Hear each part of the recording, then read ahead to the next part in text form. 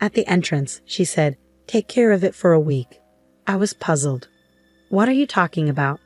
Suddenly, my self-centered sister-in-law called me.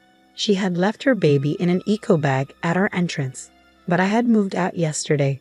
As soon as she heard my reply, my sister-in-law started shouting, "I'm overseas, find it now." I rushed to the house I lived in by car, but the baby was nowhere to be found. I thought I need to call the police.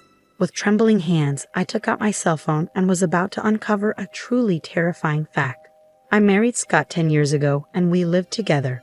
We wanted children but were not blessed with any. Before I knew it, I was 38. My younger sister-in-law, Lindsay, who was 5 years younger, often took advantage of me. Her husband was a president and my husband worked for his company, which she used to her advantage. It was commonplace for her to ask me to run errands, only a 10-minute drive from our house. Moreover, since she got pregnant, she called me more often, even making me clean the house and prepare dinner. Even though I loved taking care of people, I told my husband that she was being too selfish. But he asked me to keep looking after her for a while, saying, "I'll talk to her about it." "Sometimes sorry, but please help her out," he'd say. It seems my husband was under her husband's influence. So I reluctantly went to Lindsay's house whenever she called. "Ah, my stomach is heavy," she'd say. "Hey, Michelle, don't just sit there. Get the TV remote." What? Although she was only 3.5 months pregnant, her belly seemed to be showing more than it should. However, she was naturally plump, so I kept my unnecessary thoughts to myself. "Wouldn't it be better for a safe delivery if you moved around a bit yourself?" I suggested. "Don't give me advice when you've never been pregnant," she snapped. "This baby is going to be our future son. What's wrong with taking good care of him?" She slouched on the sofa, never dropping her arrogant attitude, which gradually wore on my nerves and stressed me out. But when I questioned whether the gender could be determined at 3.5 months, she flared up in anger. "You have an old brain. Nowadays, civilization has advanced so much that you can find out the gender right away," with Lindsay insisting as if it were the most natural thing. I didn't feel like arguing back and just listened to her complaints wearily. "You're just jealous because you can't get pregnant," she accused. "It's really bad for the baby's prenatal education. If anything happens to this baby, it's your fault." Eventually, she started using the unborn baby to threaten me. It became suffocating to be with Lindsay, and I continued to go home sighing after quickly finishing what I needed to do. When I talked to my husband after returning from work, he soothed me, saying, "Just bear with it a little longer." Still, I felt uneasy as I went on with my life, because it was painful to keep feeling this way. I made excuses whenever Lindsay called and kept refusing her. Then Lindsay complained to my husband that I was being mean to her, which left me completely at a loss. Even if I said I was busy, she wouldn't listen and kept calling me. Eventually, I had to answer the phone, and she screamed in a piercing voice, "Michelle, is it okay if your brother's position at the company gets worse? You haven't forgotten that my husband is the president, right?" My husband was always gentle and kind with the sole intention of not causing him trouble.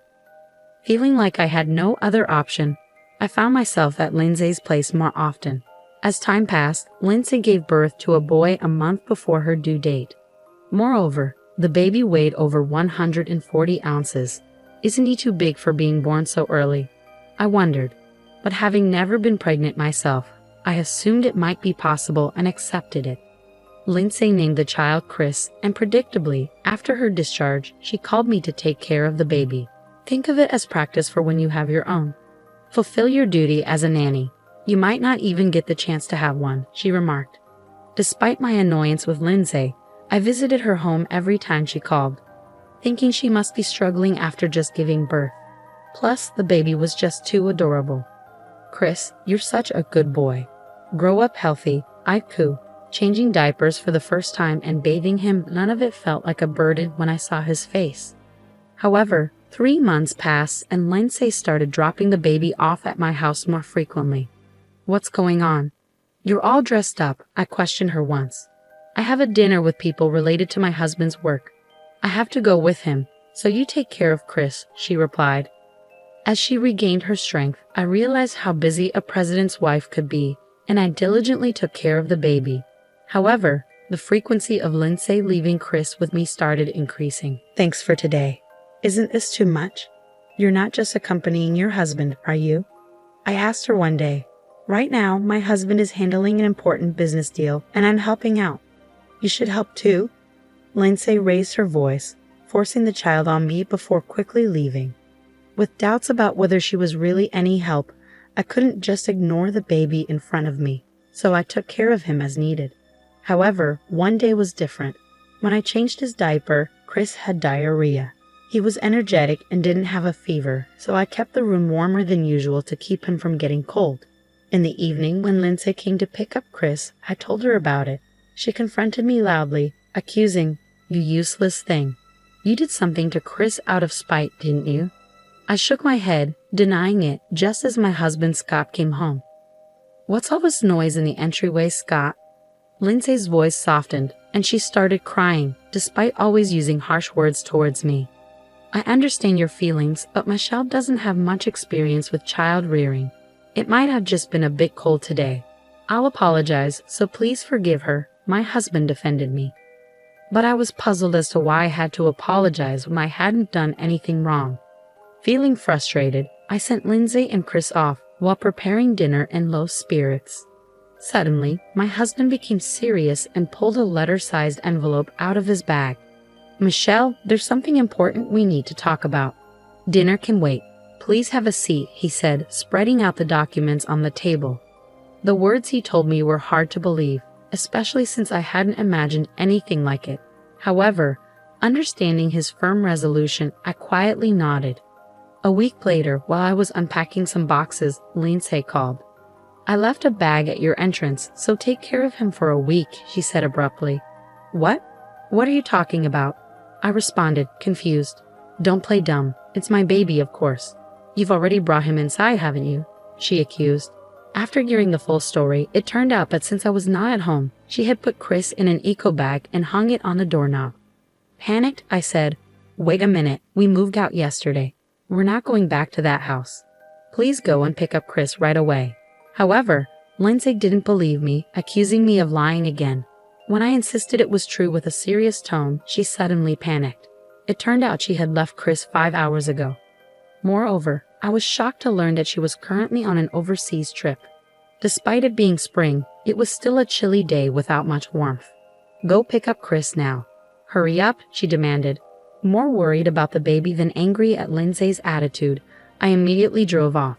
An hour later, I arrived at our old house and checked the entrance, but there was no sign of Chris. I scoured the garden and asked the neighbors, but no one knew anything. There were no signs of an echo bag, no crying heard. What's going on?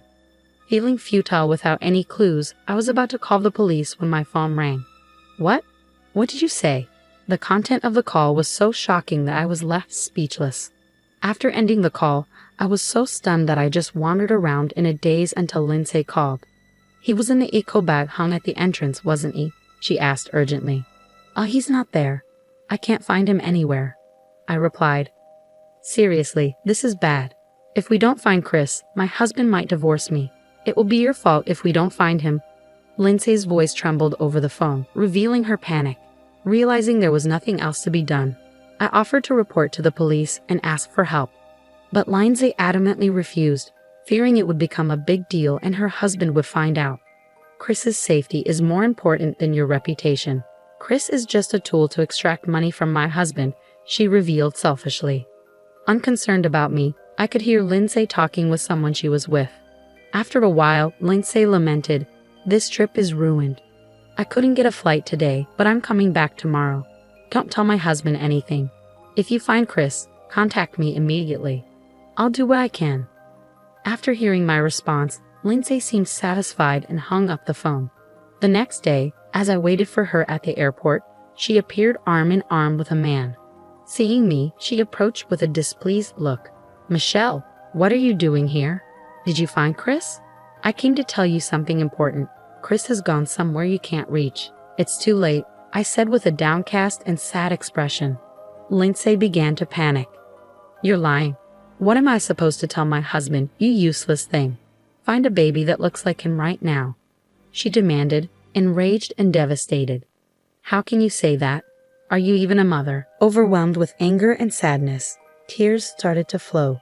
However, I quickly wiped my tears and firmly met her gaze. Instead of looking for a similar child, talk to this person, I said.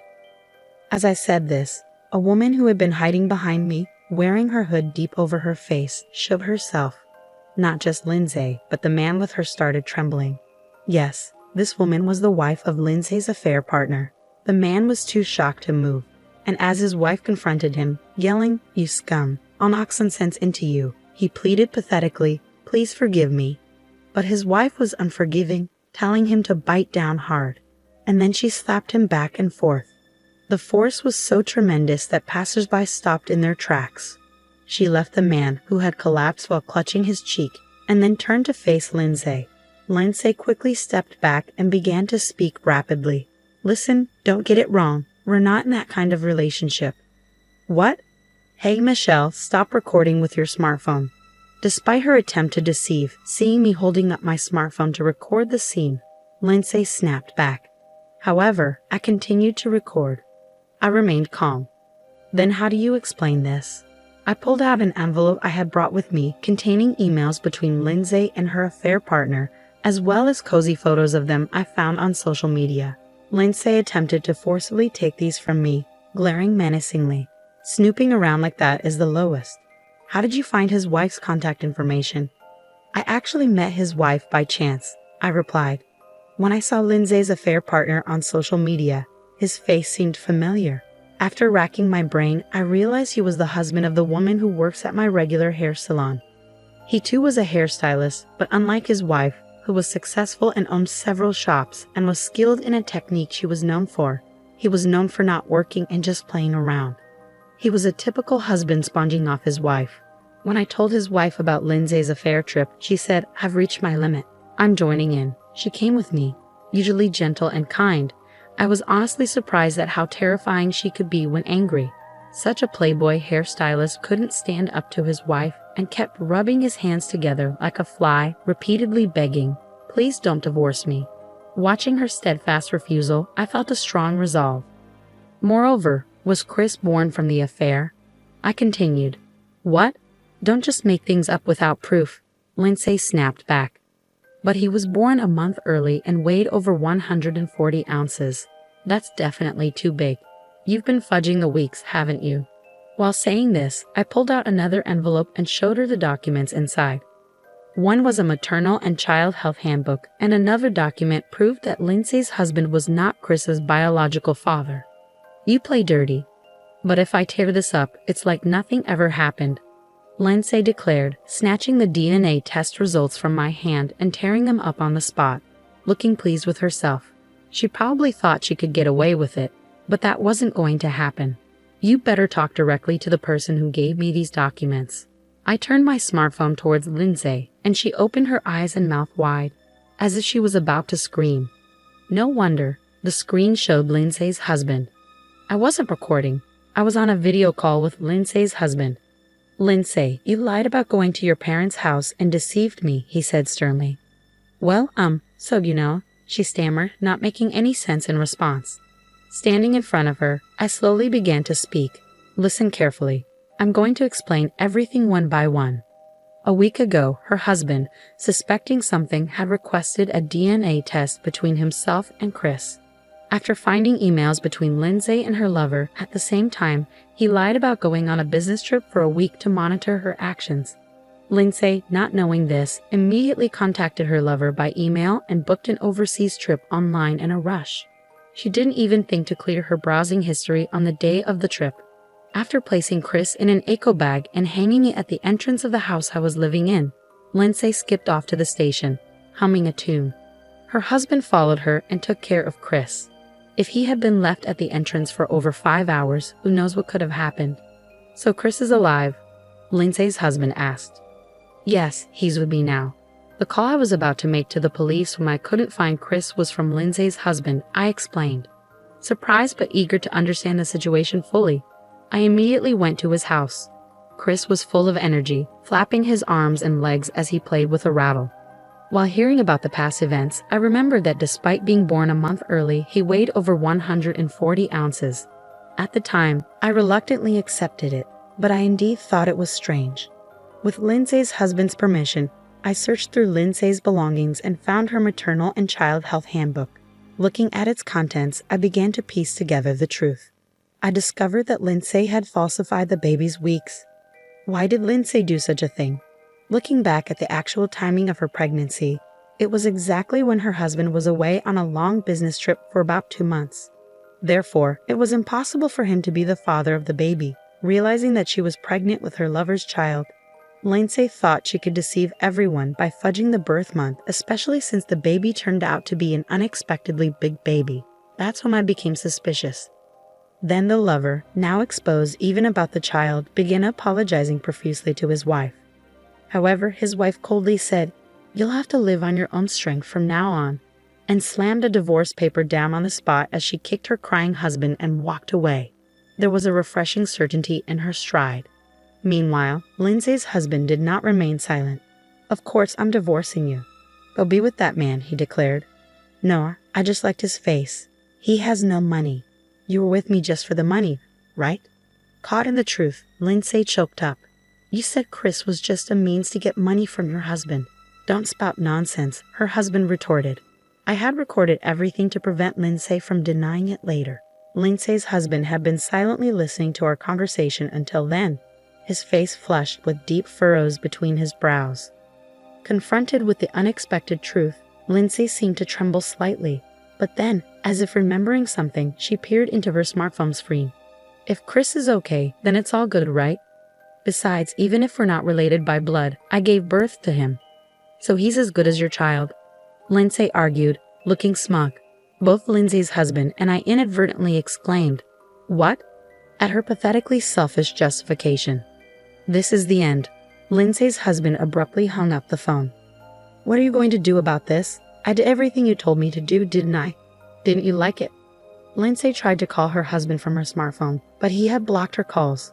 More importantly, Lindsay, did you know that leaving Chris in an eco bag and going out is a crime? I asked, shaking my head vigorously. I showed her what kind of crime was on my smartphone screen, and she suddenly began to tremble and collapse on the spot. "Lindsay, this is goodbye for us." "Farewell," I said coldly. After giving her a cold look, I walked away, feeling a chill. When I turned around, Lindsay's eyes were bloodshot, and her brows twitched as she made a terrifying face. "I'll tell Scott this happened because you moved without telling me," she shouted, desperate. "It was my husband who decided to move because he pitied me being exploited by you. He knows everything about this incident too. He said he never wants to see you again." Thinking her brother was her last ally, Lindsay screamed loudly when she realized he had abandoned her. It's incredible how selfish one can be, never once thinking about Chris. This is no time to cry. Go pick up Chris right now. If I'm getting divorced, I don't need the baby. What kind of person are you? I retorted. I will never forget what you just said. Chris will never go back to you, no matter what. Having declared my separation from my hopelessly awful sister-in-law, I walked away with a firm resolution in my heart. Later, I reported the incident of Lindsay abandoning the baby to the police. Even though he was quickly protected, the act was deemed too cruel, and Lindsay was severely reprimanded by the police. Lindsay ended up being divorced by her husband and disowned by her own family, becoming utterly alone. She was sued by her ex-husband for child abandonment and tricking her child's father, demanding $30,000. She and her lover had to borrow money to pay the settlement, and because they borrowed from a dubious company, she ended up working in a shady place to repay the debt. My resolution was to raise Chris as my own child. When I told this to my husband, he happily agreed. Oh, I almost forgot to mention, I am also expecting a new life. I will raise these children carefully so they can live freely and happily.